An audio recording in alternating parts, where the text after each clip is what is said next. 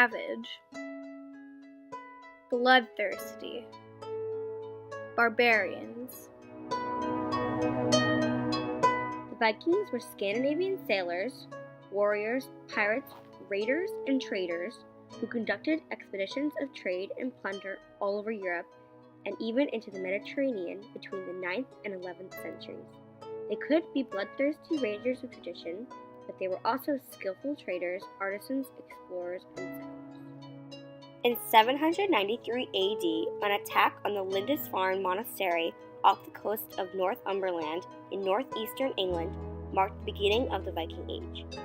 The culprits, probably Norwegians, who sailed directly across the North Sea, did not destroy the monastery completely, but the attack shook the European religious world to its core. Unlike other groups, these strange new invaders had no respect for religious institutions, such as the monasteries, which were often left unguarded and vulnerable near the shore. Around 200,000 people left Scandinavia to settle in other lands, mainly Newfoundland, Canada, Greenland, Iceland, Ireland, England, Scotland, the islands around Britain, France, where they became the Normans, and Sicily. They traded extensively with the Muslim world and fought as mercenaries for the Byzantine emperors of Constantinople, now known as Istanbul. Battles were fought in the protective forge or in the lee of an island where marksmanship would not be spoiled by rock decks. Missiles, such as arrows and spears, were fired as the ships closened and drew together. Sails were furled, and it's possible that the masts were unstepped. The Viking ship was perhaps the greatest technology and artistic achievement of the European Dark Ages. These fast ships had the strength to survive ocean crossings while having a draft of as little as 50 kilometers, allowing the navigation in very shallow waters. Ships were an important part of Viking society, not only as a means of transportation, but also for the prestige it conferred on her owner and skipper. Their ships permitted the Vikings to embark on the voyages of trading and raiding and exploration. A warship was a very valuable item, not only for the prestige and monetary value that went to its owner, but also for the ship's utility in future battles. As a result, the intent in naval combat was to gain control of the ship and any other valuables it might be carrying. While minimizing any damage to the ship, the goal was achieved not by attacking the ships, but rather by attaching the ship's crew. The attackers attempted to sweep the decks free of the enemy without damaging the ship or the ship's gear, and thus gain control of the ship.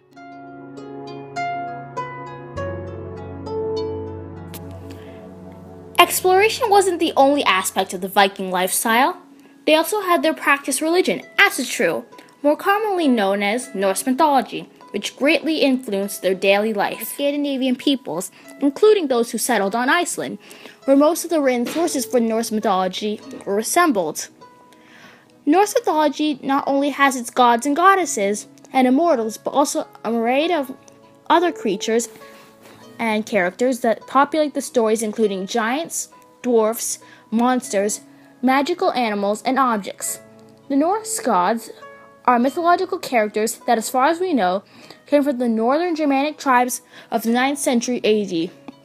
These stories were passed down in the form of poetry until the 11th through the 18th century, where then the Eddas and other medieval texts were written. The Vikings were very impressive overseas, along with their amazing ships that allowed them to do what very few Europeans had done before, and they had a very interesting culture. But none of this could have been done without someone to lead them on the right path. Born Eric Thorvaldsen in Norway, Eric the Red earned his nickname for his red hair and possibly his hot temper. After Eric's father was banished from Norway for killing someone, he fled with his family to Iceland. There, Eric himself was accused of manslaughter, leading from his exile from Iceland around 982. After leaving home, he sailed to the west, a vast uncharted island he eventually dubbed Greenland, in an effort to entice future settlers. Several years later, Eric returned to Iceland and organized a fleet of 25 ships that carried colonists back to Greenland, where they founded 2 main settlements in 986. Eric the Red's son, Leif Erikson, was supposedly blown off course of his voyage and became the first European to reach North America around 1000. He landed somewhere in eastern North America he called Vinland, very likely Newfoundland, Labrador, or Quebec. After his time in Vinland, Erikson returned to Greenland and he would never return to North America shores. The Vikings were known as Europe's last barbarians, but there was much more beneath the surface. They had great technology, advancements with ships, and made great voyages and discoveries overseas. The Vikings also had a sophisticated way of life and religion. The encounter between the stereotype and the actual Viking is difficult to understand because most people grew up thinking that the Vikings were ruthless creatures, but in all realness, they changed our lives today. To call these Norsemen savage is a simplification and degrades them considering all of their achievements.